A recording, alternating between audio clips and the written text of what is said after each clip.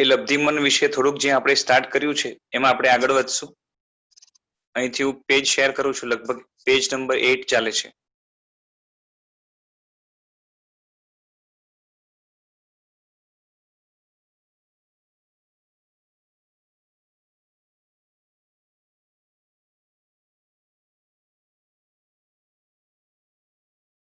Just પેલાનો page છે, 8 નો ઉપરનો ભાગ છે.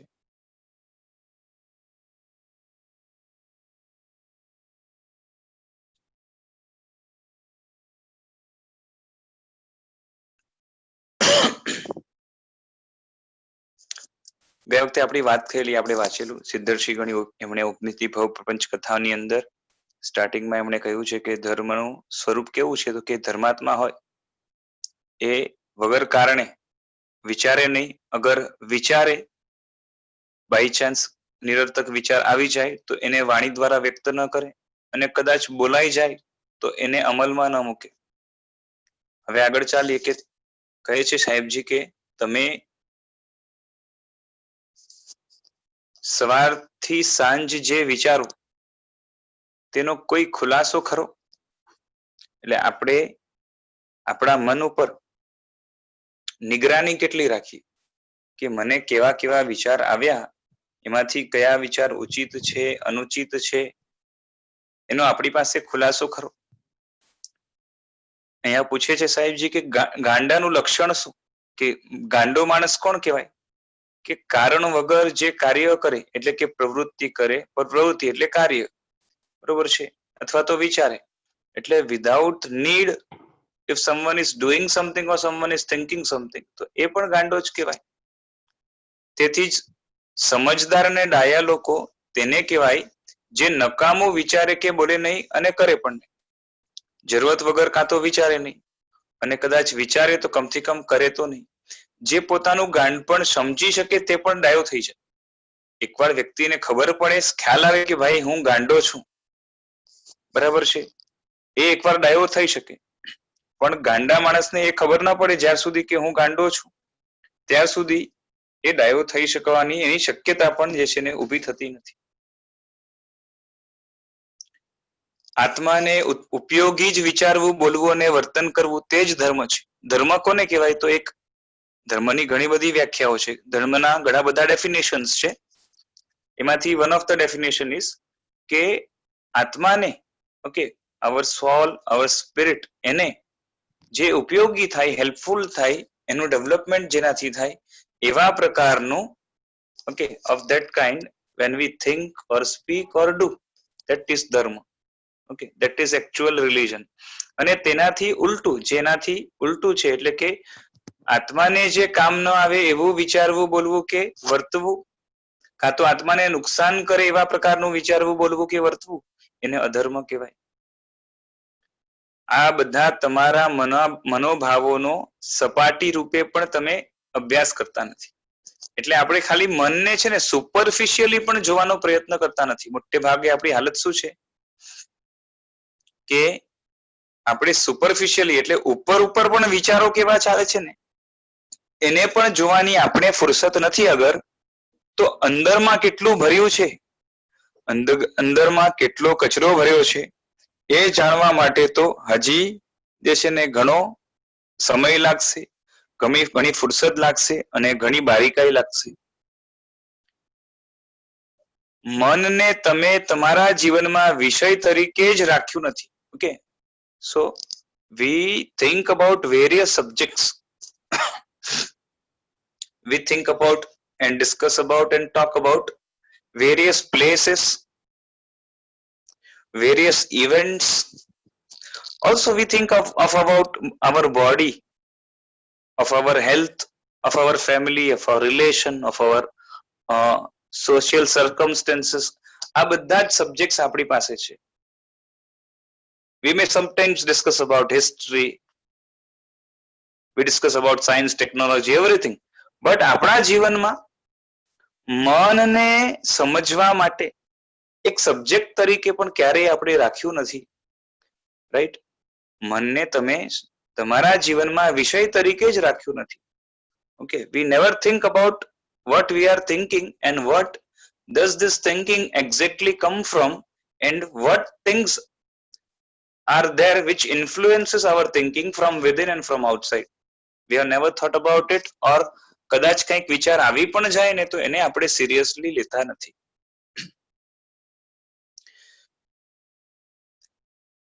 દ્રષ્ટાંત આપે છે, એક્ઝામ્પલ, કે સામયિક કરો ત્યારે સપાટીની શુદ્ધિ થાય, પણ આંતરિક મનનું શુદ્ધિકરણ ન કરી શકો તો ભાવપૂર્વકની ક્રિયા કરી શકો નહીં.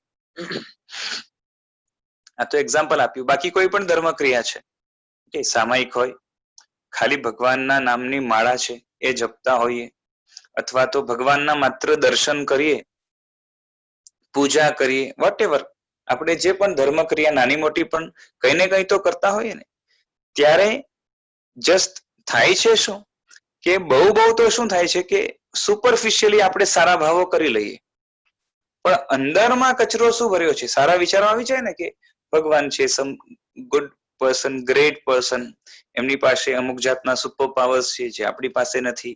ઓકે, આપણે એમનાથી થોડાક નહીં, આમ ઘણા, ઓકે, એ નીચા છે, આવું બધું આપણે મનમાં હોય.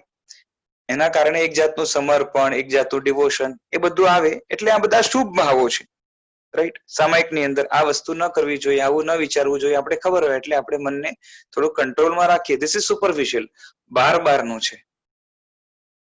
અંદરનું જો શુદ્ધિકરણ ન થઈ શકે થોડુંક પણ, તો આપણી ધર્મની ક્રિયા, બીકોઝ અંદરમાંથી જ કચરો પછી બહારે આવે છે.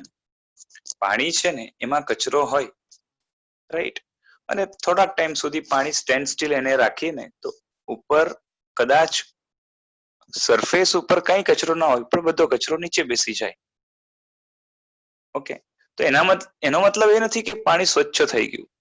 ઉપરનો ભાગ, સુપરફિશિયલ ભાગ, ઉપરનો લેયર, ઓકે, સરફેસ છે ને, એ કદાચ થોડોક ટાઈમ માટે અસ્વચ્છ માંથી સ્વચ્છ થઈ જાય, ક્લીન થઈ જાય, પણ જો અંદરનો કચરો બહાર નીકળી નથી જતો ત્યાર સુધી વારંવાર ઉપર કચરો આવવાની સંભાવના ઊભી છે.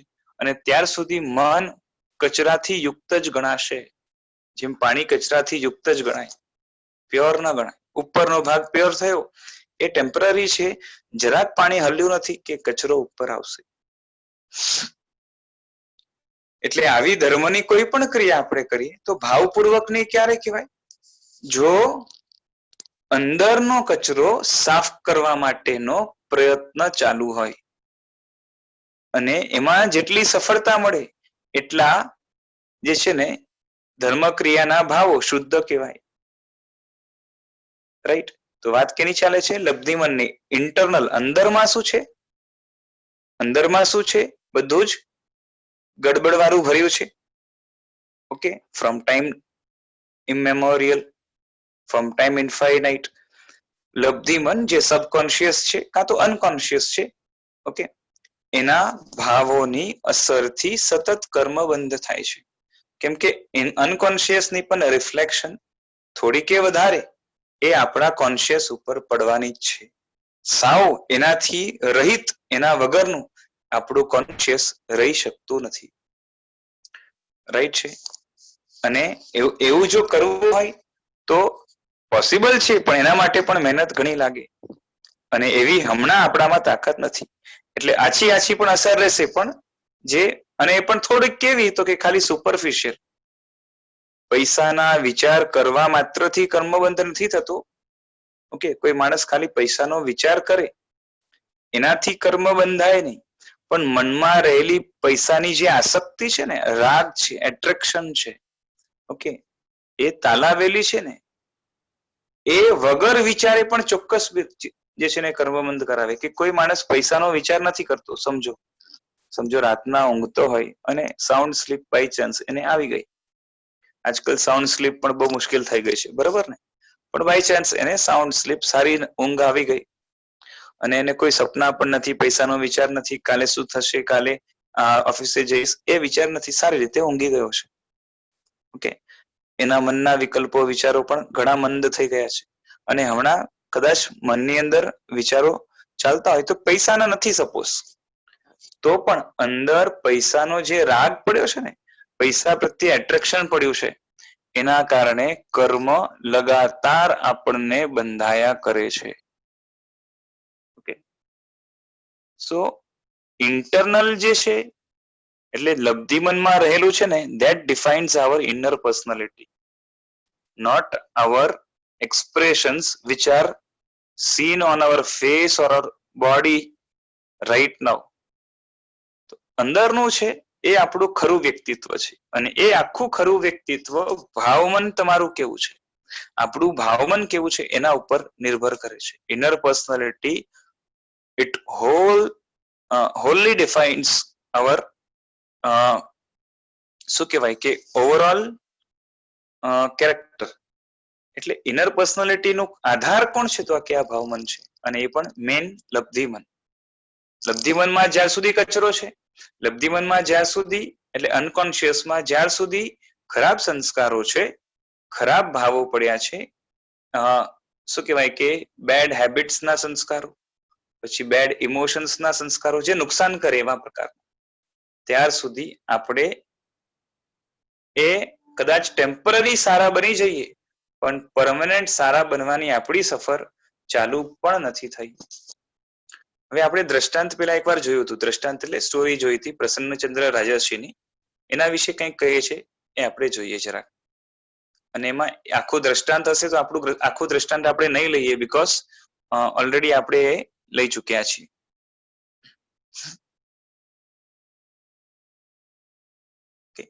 એક ખાલી હિન્ટ તરીકે કહી દઉં, મેં બહુ પહેલા એક સ્ટોરી આખી કીધેલી કે એ પ્રસન્નચંદ્ર રાજા છે, એ વૈરાગ્ય થયો એટલે પોતાના નાના દીકરાને જે છે ને ગાદી પર બેસાડીને સિંહાસન પર રાજકાજ જે મંત્રીઓને સોંપી અને દીક્ષા લે છે. સ્મશાનમાં કાવસગમાં રહે છે.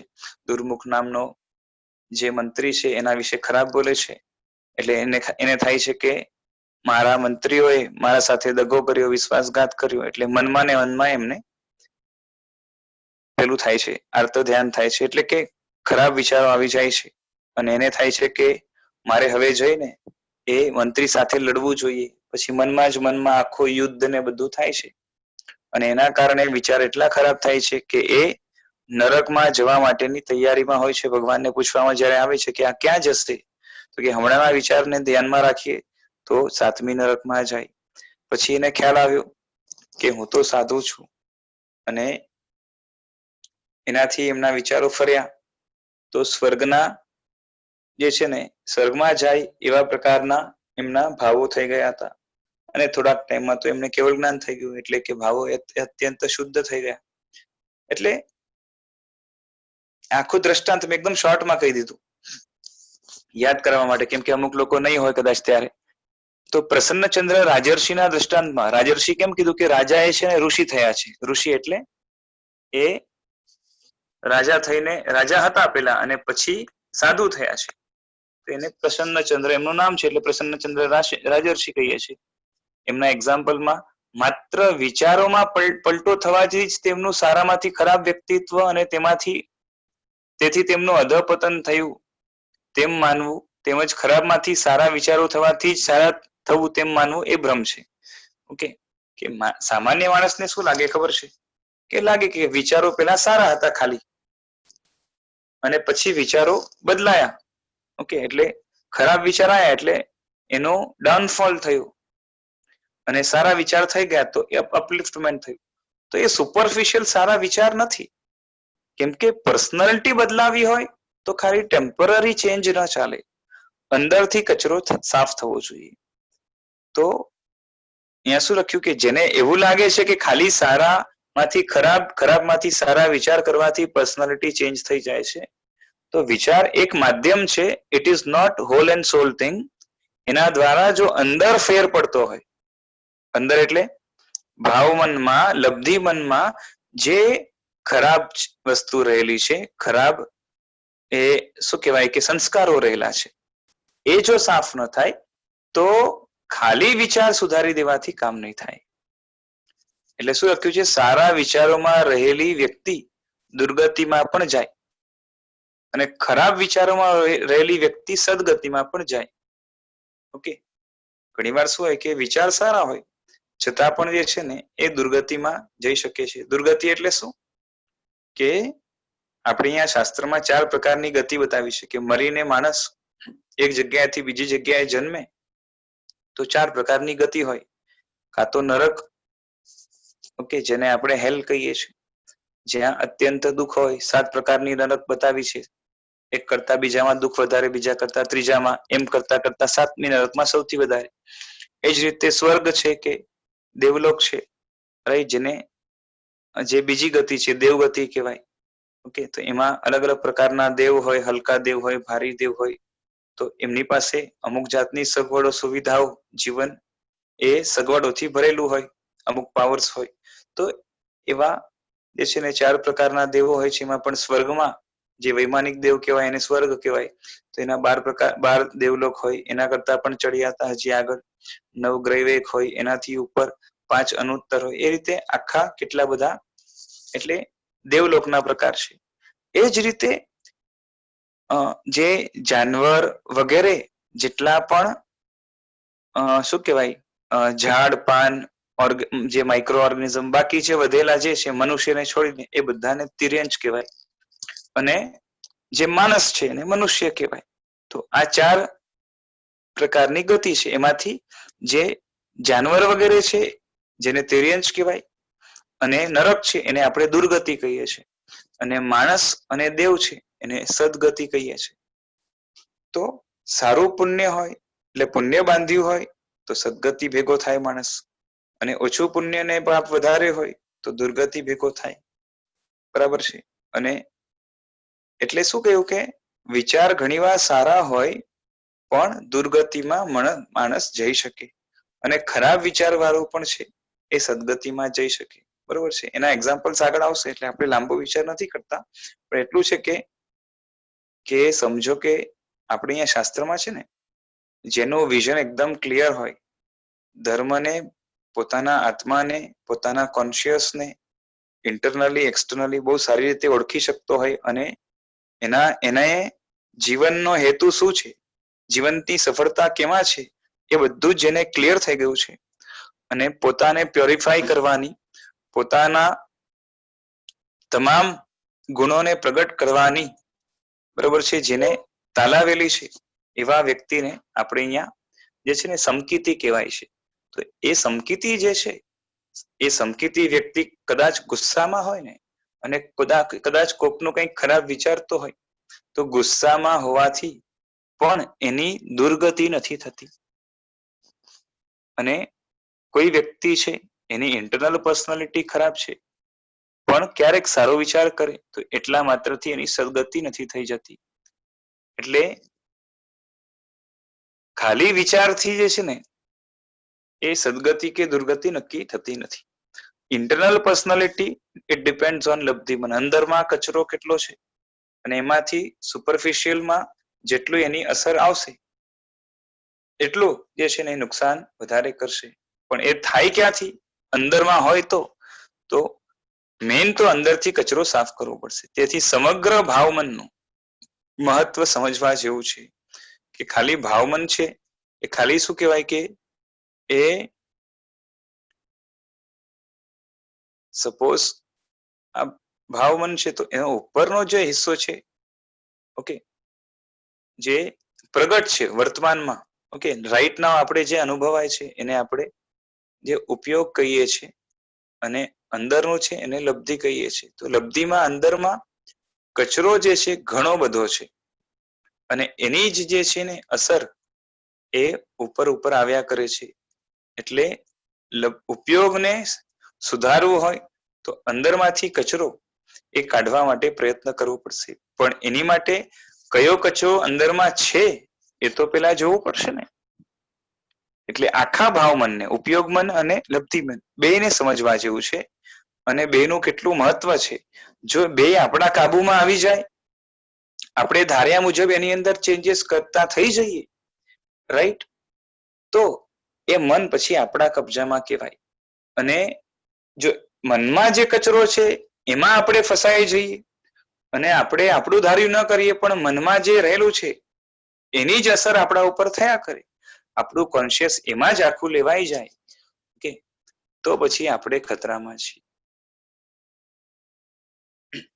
એક્ઝામ્પલ આપે છે કે સાધુને પણ ગુરુ ભગવંતો હોય, સાધુ ભગવંતો હોય, એમને પણ જે ક્રિયા કરતા હોય તેનો જ વિચાર કરવાનો કયો છે. ઓકે, એક કોન્સન્ટ્રેશનની વાત થઈ કે મનને કાબુમાં રાખવા માટે અલગ અલગ પદ્ધતિઓ હોય છે. એમાંથી one of the important thing કે આપણે જે ક્રિયા કરતા હોઈએ, રાઈટ, તેમાં મન હોવું જોઈએ, બીજી જગ્યાએ મન ન હોવું જોઈએ. મનને સ્થિર કરવાની પ્રોસેસમાં, કંટ્રોલમાં રાખવાની પ્રોસેસમાં, પોતાના કાબુમાં લેવાની પ્રોસેસમાં આ એક બહુ મહત્વની વસ્તુ છે કે આપણે ખાવા બેઠા હોઈએ તો ખાવાની સાથે જે છે ને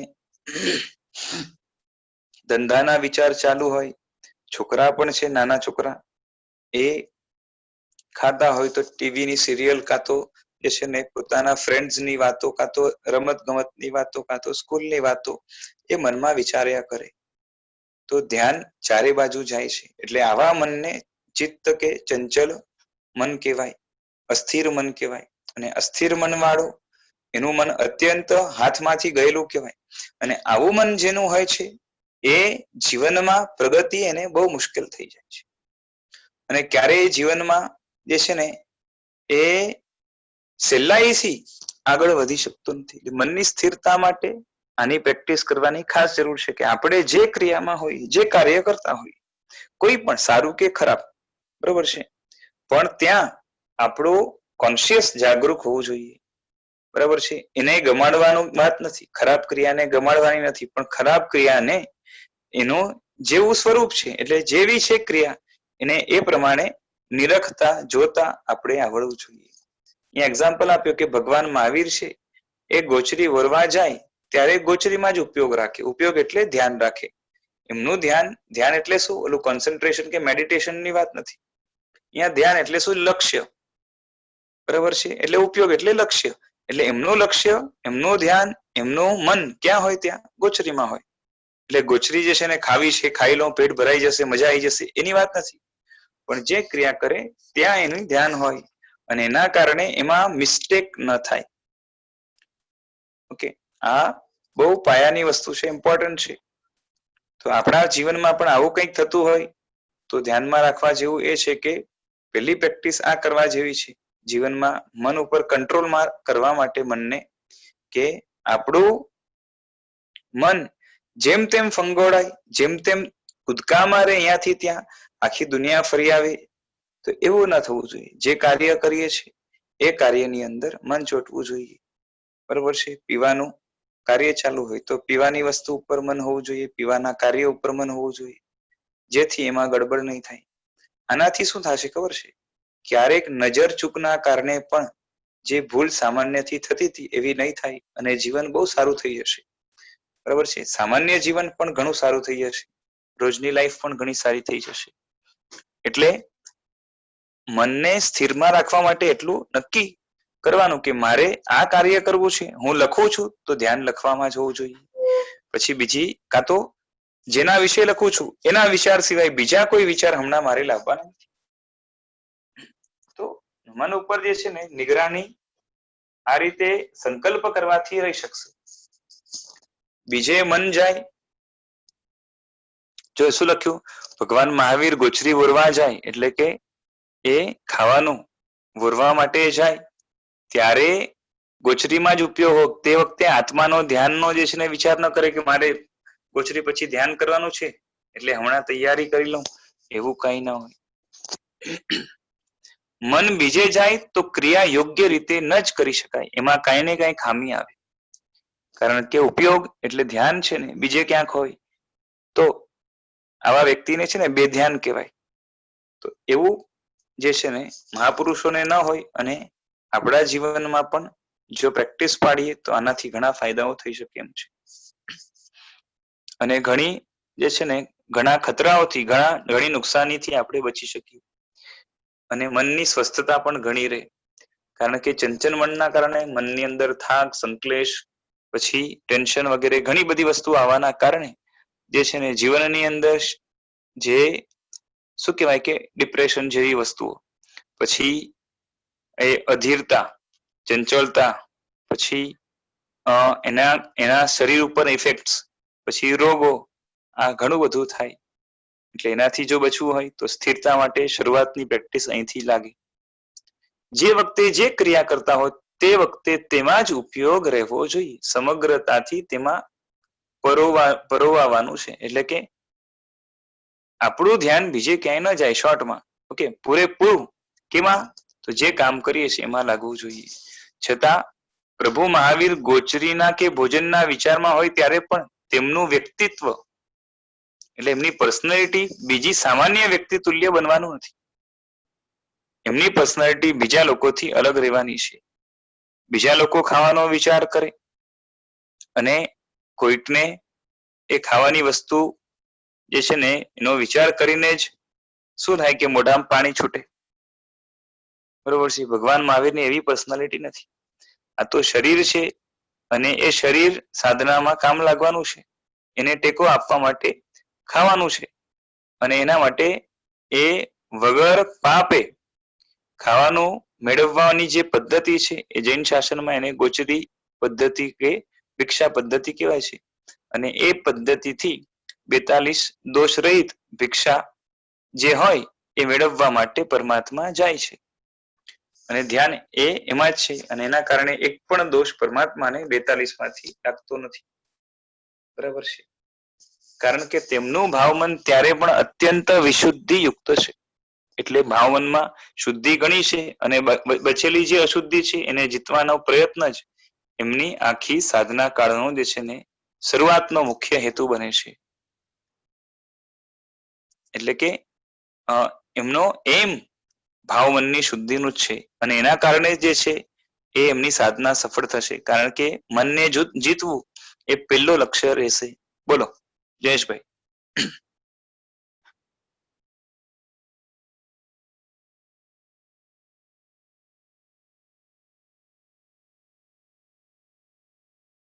એક મિનિટ. હા હા બોલો.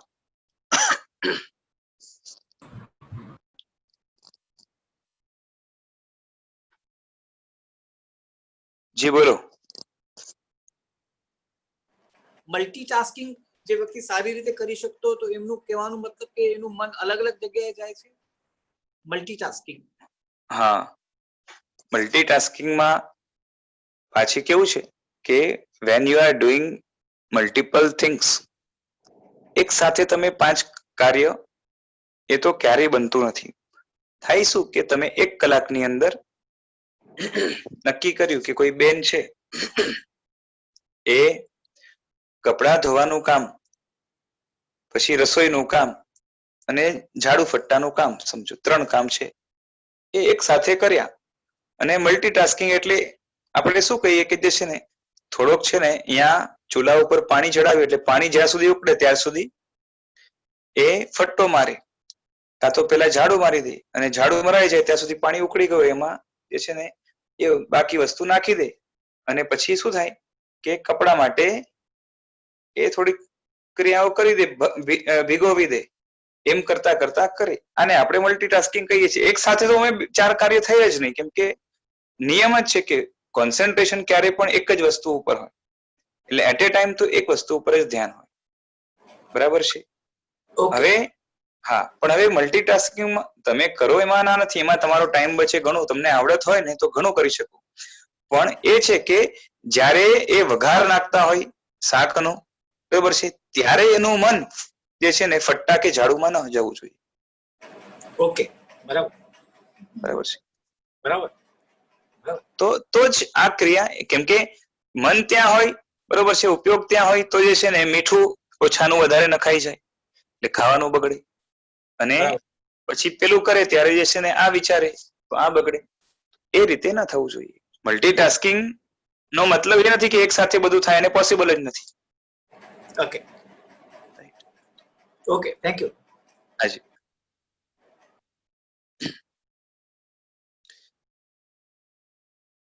હવે આગળ 24 કલાક દરમિયાન તમે તમારા સારા ખરાબ વિચારોનું વાંચન કરો તો તમને હસવું આવે. શું વાત કરે છે કે 24 કલાકમાંથી તમે જેટલા વિચાર કર્યા ને કે સારા કે ખરાબ, એટલે મોટા ભાગના લોકોના જીવનમાં સારા વિચાર કેવા કેટલા હોય કે ઓછા હોય અને ખરાબ વિચાર વધારે હોય, છતાં પણ આપણે પોતાને સારા માની, બરાબર છે.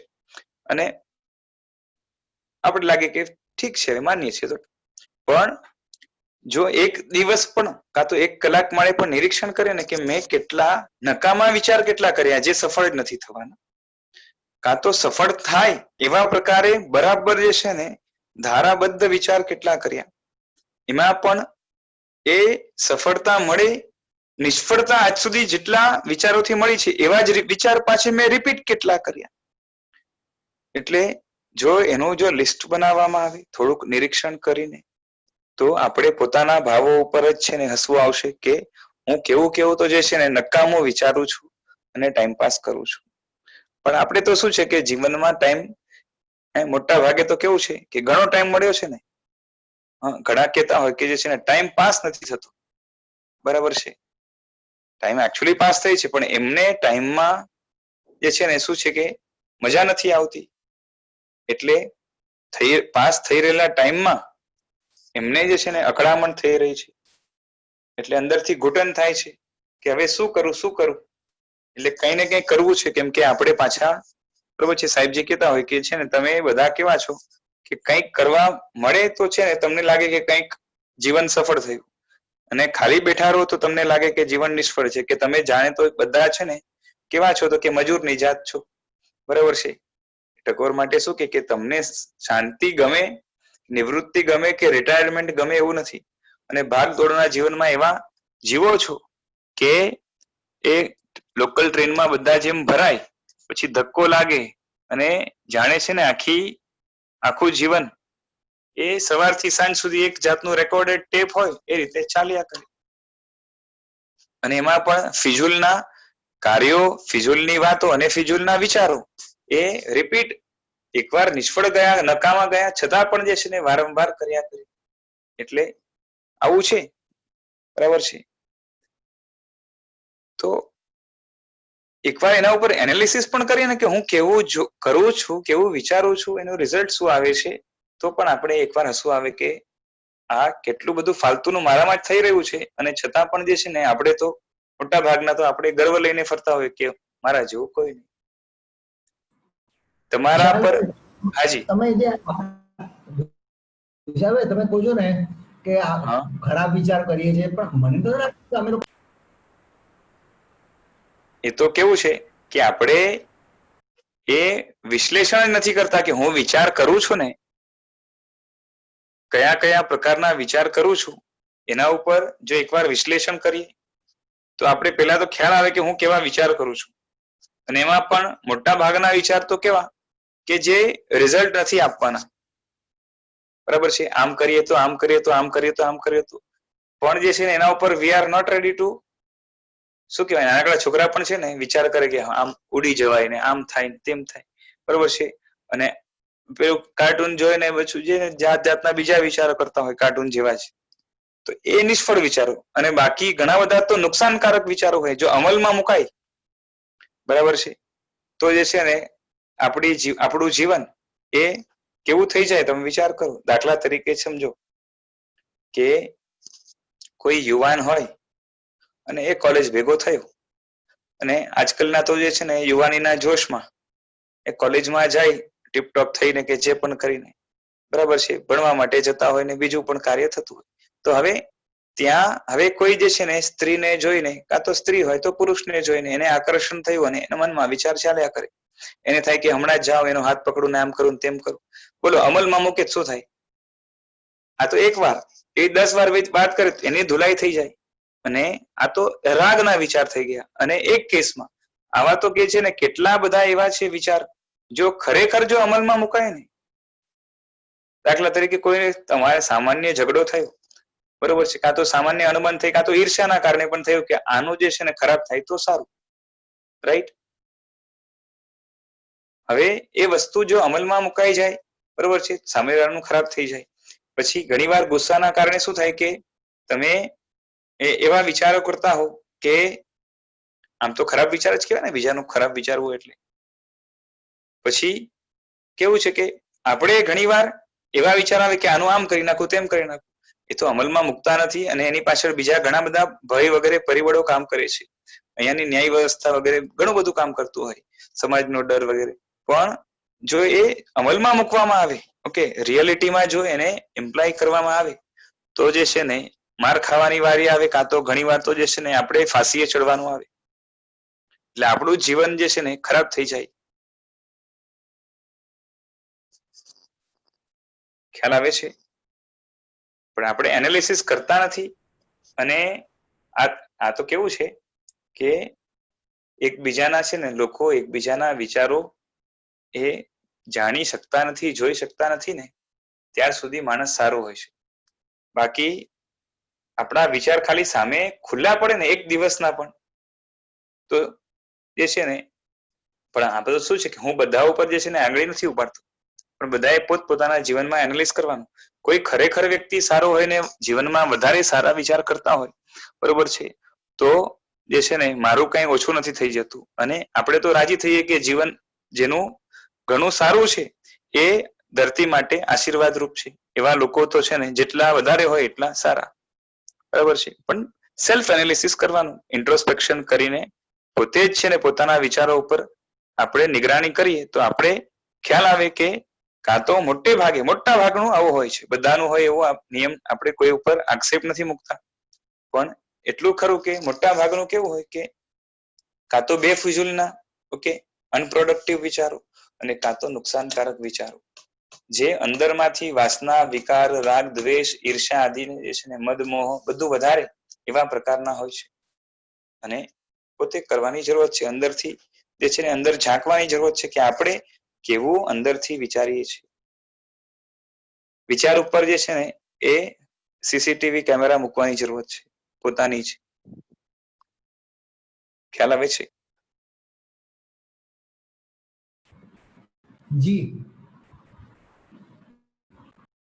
હવે આગળ ચલાવીએ તો તમારા મનની ગતિ અસાવધાની પૂર્વક થતી હોય છે. એટલે આપણે સાવધાની પૂર્વક મનને જે છે ને પોતાના કંટ્રોલમાં રાખીને વિચાર કરીએ છીએ એવું નથી. ફ્લોમાં ચાલ્યા જ કરે, બરોબર છે. એટલે વી ડોન્ટ હેવ કંટ્રોલ. આપણે જોવા પણ તૈયાર નથી કે હું કેવું વિચારી રહ્યો છું, આવું મારાથી વિચારાય, રાઈટ? આજે તમે જોજો, નાનો છોકરો હોય ને, બરોબર, હવે હમણાં તો જે છે ને સંસ્કારો લગભગ નાબૂદ થઈ ગયા છે. તો આજે નાના છોકરાને એના પિતાજી એને જોરથી ઝાપટ મારી, બરાબર છે. શું લાગે છે એ પપ્પાના વિશે ખરાબ વિચાર ન જ કરે કે કરી પણ શકે આજનો છોકરો?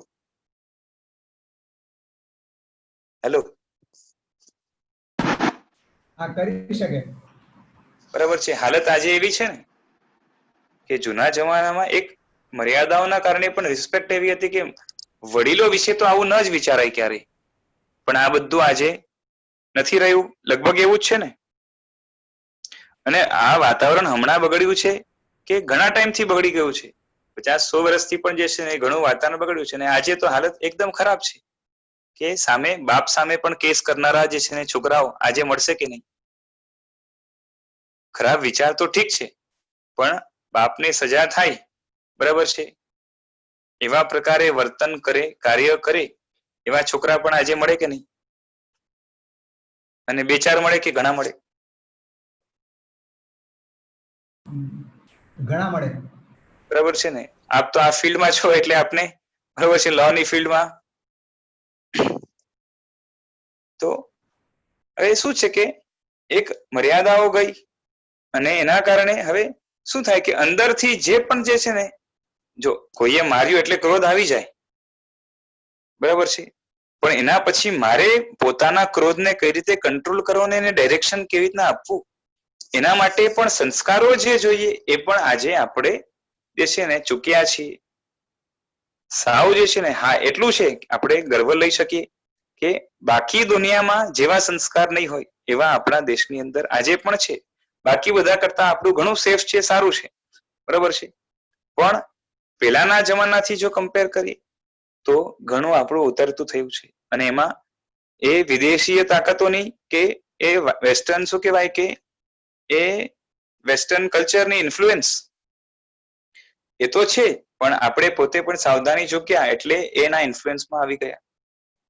અને આજે હાલત તો એવી જ છે કે આપણે પોતાની વસ્તુ કરતા વેસ્ટર્ન જે છે ને એ વધારે ગમતી થઈ ગઈ છે. છતાં એક વખત ખરાબ તો શું લખ્યું છે, એક વખત ખરાબ તો બીજી વખત સારા વિચારો જે આવે છે તે તમારી અંદરની વૃત્તિઓને જ આભારી છે. બરાબર છે? એટલે અંદર જેવી વૃત્તિ હોય એવા પ્રકારે થાય. તો અંદર ક્યારેક ખરાબ વિચાર, ક્યારેક સારા વિચાર પણ આવી શકે, ન જ આવે એવું નથી. પણ એ છે કે અંદર મોટે ભાગે શું ભર્યું છે? કચરો ભર્યો છે. પ્રસન્નચંદ્ર રાજર્ષિ જે ઊંચા મહાત્મા થઈ ગયા, ઉચ્ચ મહાત્મા થઈ ગયા.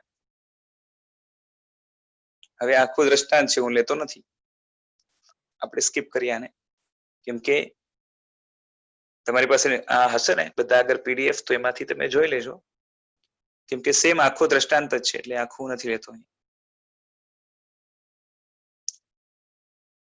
બરોબર છે?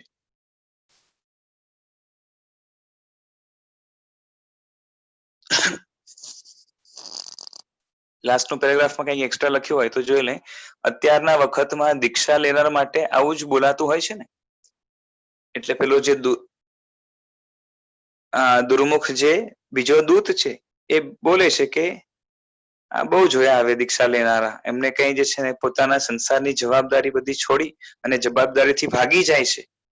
બરોબર છે? ઘર બાર બધું છોડીને જે છે ને ઘરના લોકોને રેઢા મૂકીને એમની જવાબદારી બધી એનાથી જવાબદારીથી જે છે ને એ હારીને એને શું કહેવાય કે પીઠ દેખાડીને ભાગે છે. આ બધા તો નમાલાઓ છે એમ કરીને બોલનારા આજે પણ ઘણા છે. કારણ કે અહીંની શાસનની વ્યવસ્થા એ જાણતા નથી. બરાબર છે?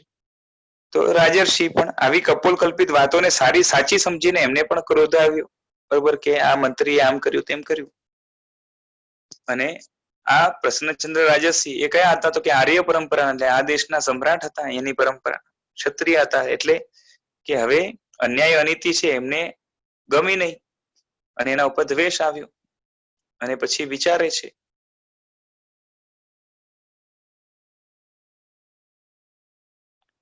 એટલે જૂના રાજાપણાના સંસ્કાર જાગૃત થયા, એટલે વિચાર ને ક્રોધની સાથે ડિરેક્શન મળી કે આવા બેવફાદાર મંત્રી હોય તો એને કડકમાં કડક સજા થવી જોઈએ. એકચ્યુઅલી હવે ન્યાય નીતિથી એકચ્યુઅલી સાધુ છે ને, એટલે આ બધી સંસારિક ન્યાય નીતિથી એ એકચ્યુઅલી દૂર થઈ ગયા છે, ઉપર થઈ ગયા છે.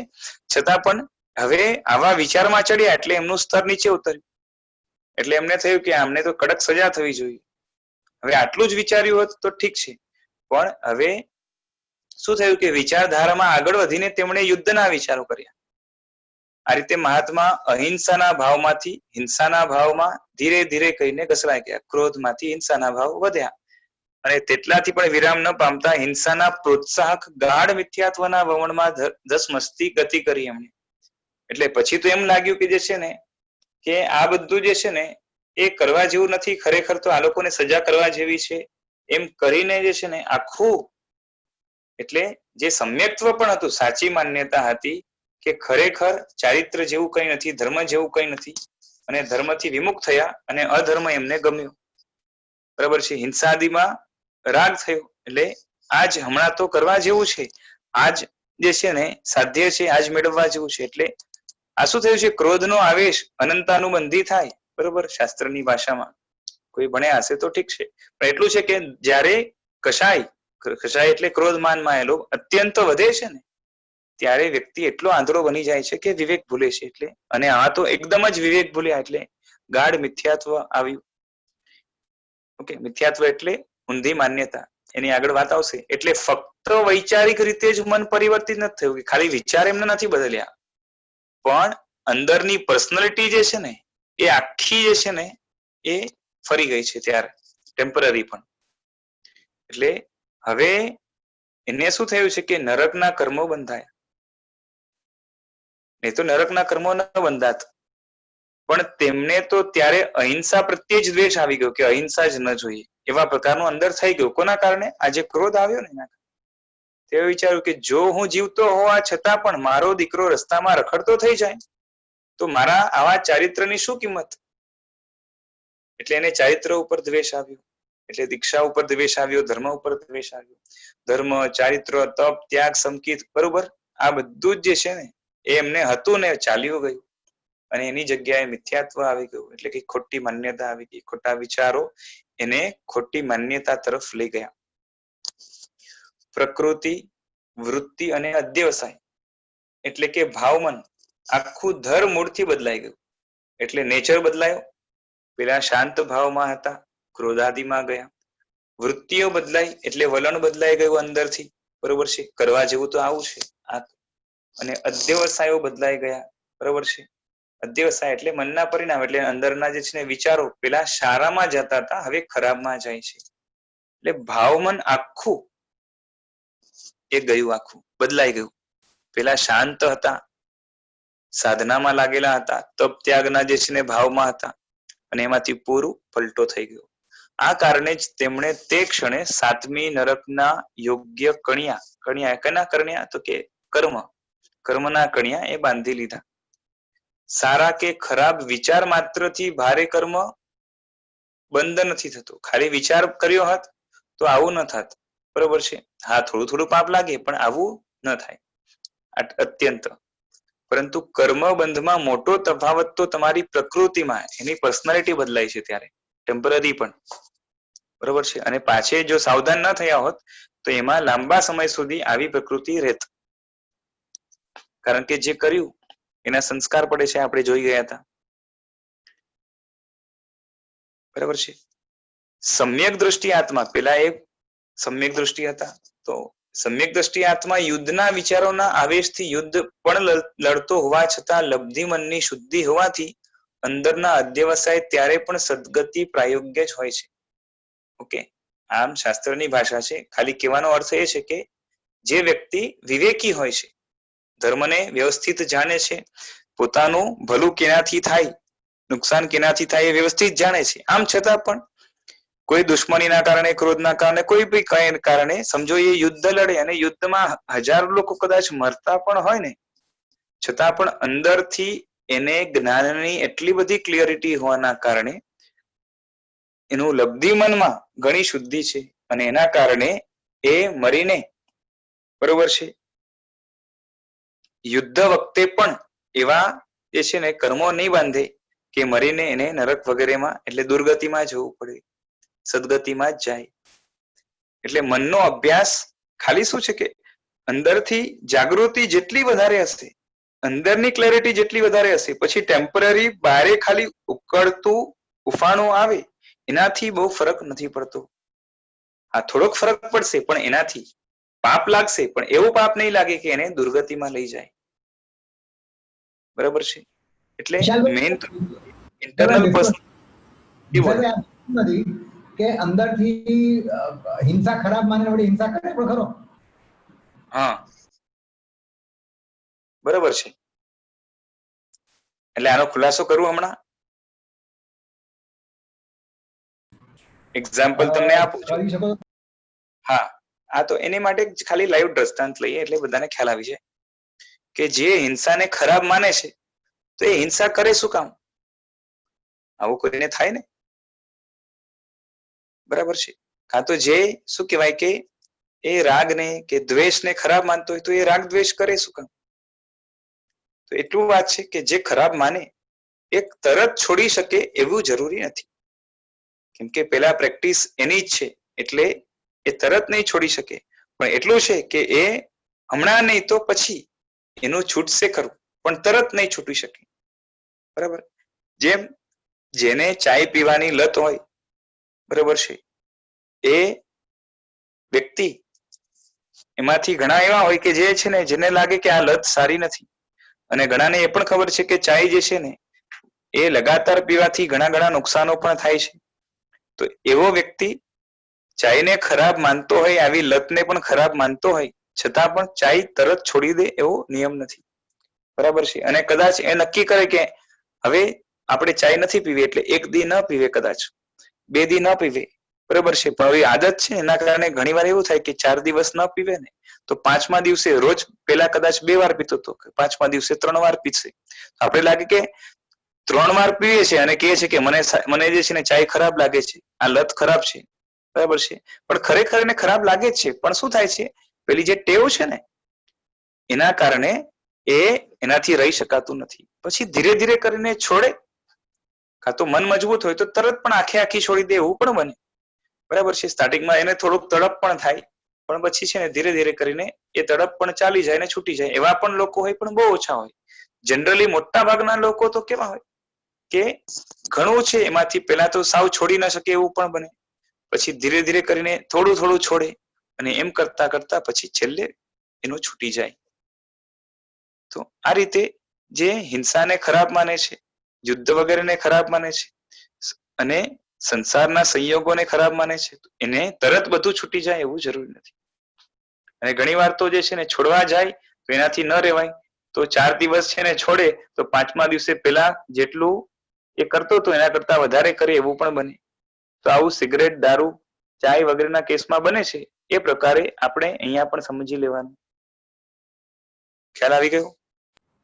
એટલે એવું થઈ શકે, એવું કહેવાય કે પૈસા કમાવાનું કે જે કાંઈ પણ ક્રિયા છે કે હા જે એમાં આસક્તિ છે, એ ખરાબ લાગે તો પણ આસક્તિ રહી શકે.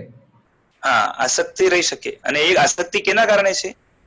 સારું માને છે એના કારણે નહીં, પણ જૂના અભ્યાસના કારણે, જૂની પ્રેક્ટિસના કારણે.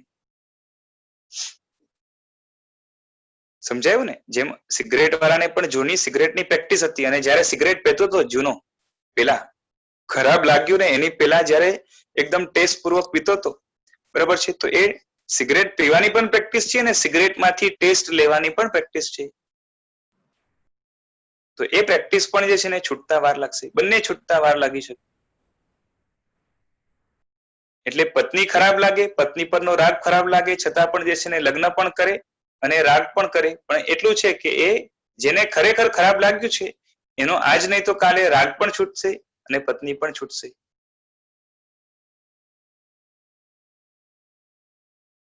પણ જેને ખરાબ જ નથી લાગ્યું એ કદાચ છોડે, બરોબર છે, તો એ પાછી એને પકડવાની સંભાવના ઊભી છે. એટલે પેલા ખરાબ સમજવું જરૂરી છે, ખરાબ વસ્તુને ખરાબ સમજવી જરૂરી છે, સારી વસ્તુને સારી સમજવી જરૂરી છે.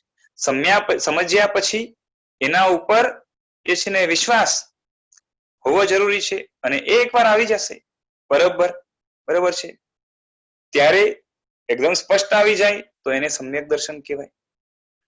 અને પછી એ છોડવાનો પ્રોસેસ ચાલુ થાય. કોઈક તરત છોડી શકે અને કોઈક વસ્તુ તરત છોડી શકે, રાગ રહી જાય, ધીમે ધીમે રાગ જાય એવું બને. કોઈ જે છે ને વસ્તુ પણ ધીમે ધીમે છોડે, રાગ પણ ધીમે ધીમે છોડે એવું પણ બને. અને ઘણા એવા પણ હોય કે જેનો રાગ ચાલ્યો ગયો છે પણ વસ્તુ હમણાં છૂટી નથી, કેમ કે સર્કમસ્ટન્સ એવા હોય, અને પછી જે છે ને એ વસ્તુ છૂટી જાય. વિશાલભાઈ, અમારે તો એવું થાય છે ને કે છોડવું પડશે એ ડરથી જ અમે માનતા નથી. અરે બાપરે! એટલે આ તો બધું કેવું છે કે આપણે જેવી જોઈએ ને એવી હજી શ્રદ્ધા નથી, એના કારણે આવું થાય છે. કેમ કે ઘણાનું શું હોય કે જ્ઞાનનું લેવલ હોય, જાણતા હોય, પણ જ્યારે, કેમ કે જાણવું અને માનવું ફરક છે. આખી દુનિયા સિગરેટના પેકેટ ઉપર લખેલું હોય છે કે સિગરેટ કોઝિસ કેન્સર, બરોબર છે, એના ઉપર ફોટા પણ બનેલા હોય છે કે આવા પ્રકારનું કેન્સર થાય. જાણે છે બધા, પણ બધા એ માનતા નથી કે થતું હશે કેન્સર થવા વાળાને, આપણે નહીં થાય. રાઈટ? તો માનનારા ઓછા હોય છે, અને જે માને છે, બરોબર છે, એના માટે પછી હમણાં નહીં તો કાલે છોડવું સહેલું બને છે. અને જે થોડું થોડું માને છે એનું જે છે ને ધીરે ધીરે છૂટશે. અને જેના માનવામાં ખામી છે, બરાબર છે, એને છોડવાનો સ્ટાર્ટિંગમાં ડર પણ રહેશે. બરાબર છે. હમણાં આમાં છે ને દ્રષ્ટાંત જે આપ્યું ને, સિદ્ધર્ષિ ગણી ઉપમિતિ ભવ પ્રપંચા, એમાં પણ જે છે ને સ્ટાર્ટિંગમાં જ કીધું છે કે સંસારમાં રહેલા આત્માઓ એ કેવા છે કે અનાદિકાળથી એને પ્રેક્ટિસ કેવી હતી કે સંસારના ભોગો ભોગવવાની પ્રેક્ટિસ હતી. પછી તમે એને જે છે ને ધર્મ કરવાનું કહો તો એ ધર્મ કરશે, પણ તમે એને કહો કે જે છે ને સંસારનું આ બધું છોડીને ધર્મ કર, તો કે ના, એમ નહીં કરીએ. જો તમારે ધર્મ કરવાનું કેવું હોય તો કહો, ધર્મ અમને ગમે છે. ઓકે, સ્ટાર્ટિંગમાં તો એવું હોય કે ધર્મ સાવ એકદમ જ ગમી જાય એવું નથી હોતું. એટલે સ્ટાર્ટિંગમાં શ્રદ્ધા ઢીલી હોય, એના કારણે શું થાય કે થોડો થોડો ધર્મ ગમતો હોય અને સંસાર પણ ગમતો હોય. હવે થાય શું કે હવે એને એમ કહીએ ને કે આ બધું છોડીને ધર્મ કરવા આવ, તો નહીં આવે. અને કદાચ આવી જાય તો એનું મન કઈ નહીં લાગે અહીંયા, બરાબર છે. તો પછી એને કેવું પડે કે ભાઈ તું ધીરે ધીરે ધર્મ કર, તારું જે છે એ હમણાં ચાલુ રાખ, વાંધો નથી, બરાબર છે. પછી શું થશે, જેમ જેમ ધર્મનો રસ વધતો જશે ને એમ એમ ત્યાંથી એટ્રેક્શન આપમેળે છૂટતું જશે, બરાબર છે. અને ત્યાર સુધી જે છે ને હવે અચાનક જો છોડાવો કાં તો એને ઘણી વાર તો એમાં જ લખ્યું છે, શાસ્ત્રમાં જ લખ્યું કે શરૂઆતમાં ગુરુ એને થોડુંક પણ એને જરાક પણ શંકા જાય ને, શંકા એટલે આવા વિચારો એને આવ્યા કરે, કેમ કે અનાદિકાળના સંસ્કાર છે, એટલે એને આવ્યા કરે કે આ વ્યક્તિ મારો ગાડી બંગલો, મારા પૈસા, મારું આ બધું છોડાવી તો નહીં દે ને, બરાબર છે. એને વ્યક્તિત્વ એને સારું જ લાગે છે, દેવગુરુ છે ને એને ગમે છે, આપણું પણ એવું જ છે ને, દેવગુરુ ગમે છે, બરોબર છે. પણ છે ને આ બધું છોડાવવાનું મને કેવું ના જોઈએ. પણ દેવગુરુ પણ શાણા છે, થોડો થોડો ટ્રાય કરે આપણા ઉપર છોડાવવાનું, બરાબર છે. પણ જે છે ને નહીં છોડીએ તો કઈ જબરદસ્તી નહીં કરે. તો મેં કીધું ને કે 3 દિવસ છોડે ને તો ચોથે દિવસે ડબલ પીસે સિગરેટ કે જે ચાય કે જે લત છે, કેમ કે ઓલું સંસ્કારો બોલે છે ને, એટલે એ સંસ્કારના કારણે પણ જેના સંસ્કાર બહુ ગાઢ હોય ને, મજબૂત, એને શ્રદ્ધા થવી પણ મુશ્કેલ છે. અને કદાચ થાય તો ઝાંખી શ્રદ્ધા થાય, પછી ધીરે ધીરે કરીને શ્રદ્ધા વધે.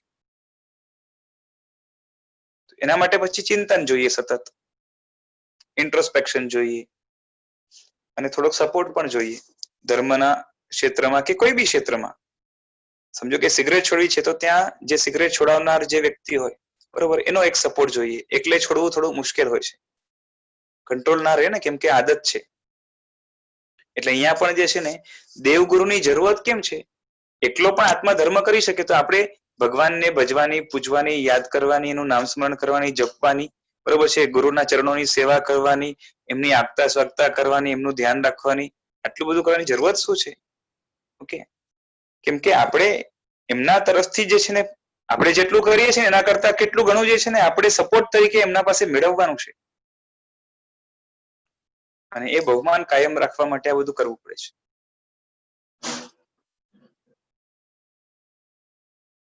અને દિલથી કરવાનું થાય, કેમ કે એક આપણી ફરજ બને કે આપણે ઘણો સપોર્ટ મળશે. અને આ બધું છે અલ્ટિમેટલી કોના માટે, તો કે આપણા પૂર્ણ આનંદ માટે, પૂર્ણ સુખ માટે.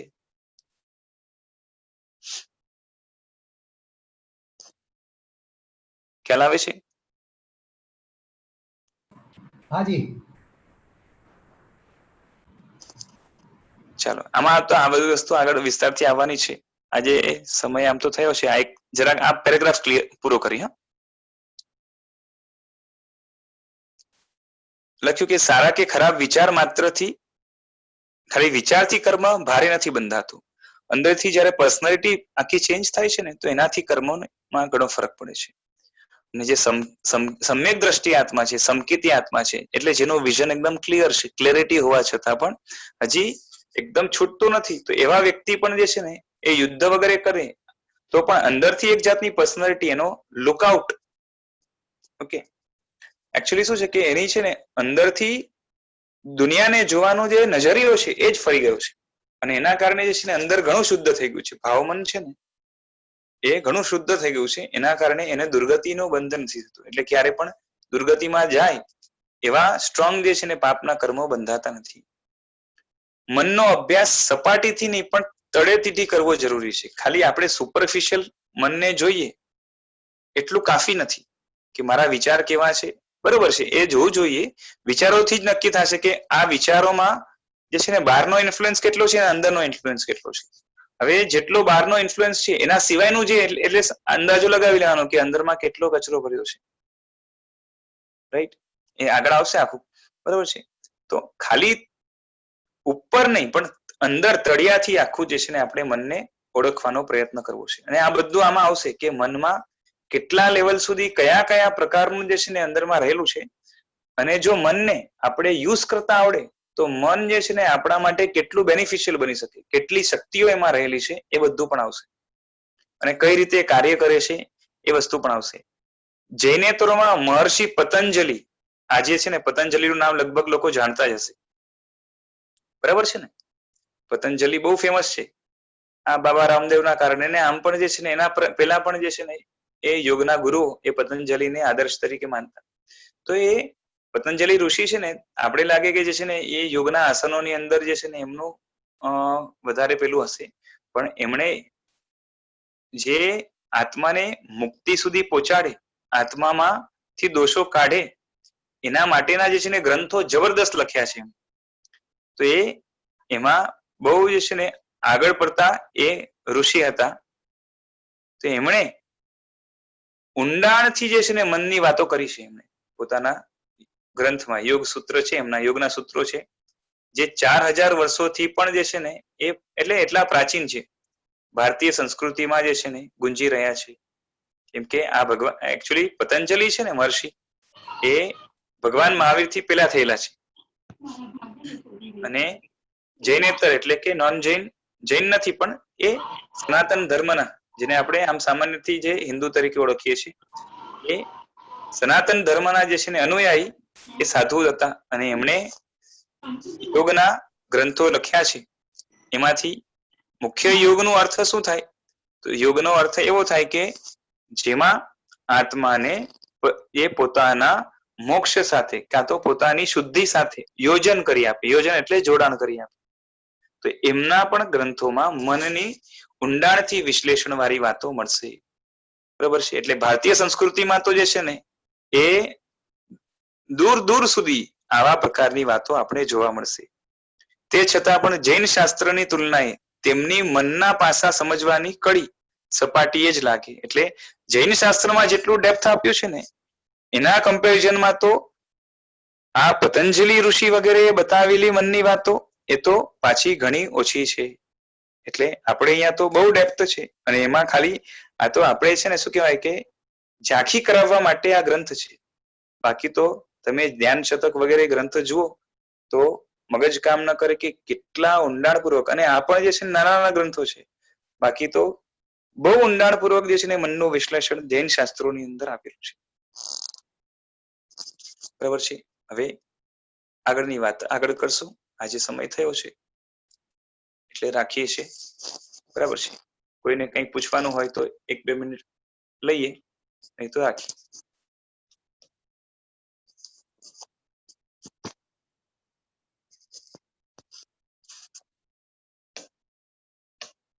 ચલો ઠીક છે. અને હાજી, એટલે એનો અર્થ એ થયો ને કે આપણે જે વિચાર કરીએ છીએ એ એટલો બધો ડેપ્થનેસમાં ન જવું જોઈએ. જો બહુ ડેપ્થનેસમાં જાય તો આપણો કર્મ વધારે બંધાય છે. ના એવું નથી. વિચાર તો એકચ્યુઅલી અંદરથી શુદ્ધિ કરવા માટે બહુ પાવરફુલ સાધન છે.